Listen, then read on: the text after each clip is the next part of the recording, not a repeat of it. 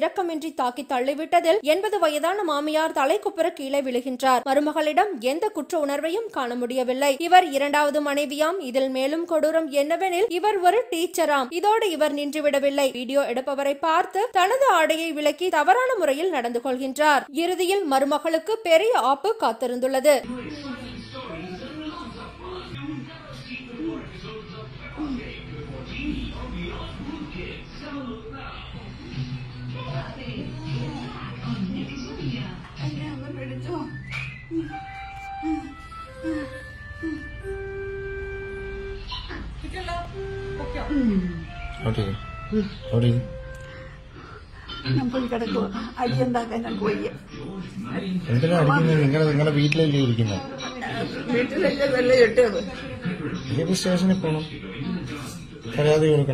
மாமியார் மருமகளை கொடுமைப்படுத்திய காலம் போய் தற்போது மருமகள்கள் மாமியார்களை கொடுமைப்படுத்தும் காலமாகிவிட்டது. வீடியோ வெளியாகி சமூக வலைதளத்தில் வைரலானதை தொடர்ந்து மஞ்சுமோள் தாமஸ் என்ற இந்த டீச்சரான மருமகளை எளியம்மா என்ற 80 வயதான மாமியாரை தாக்கியதற்காக கேரள போலீசார் ஜாமீனில் வெளிவர முடியாத பிரிவில் கைது செய்து சிறையில் அடைத்துள்ளனர். காவல்துறையின் துரித நடவடிக்கை பலரின் பாராட்டை பெற்றுள்ளது. கணவரின் நண்பர் இந்த காணொலியை பதிவு செய்துள்ளார்.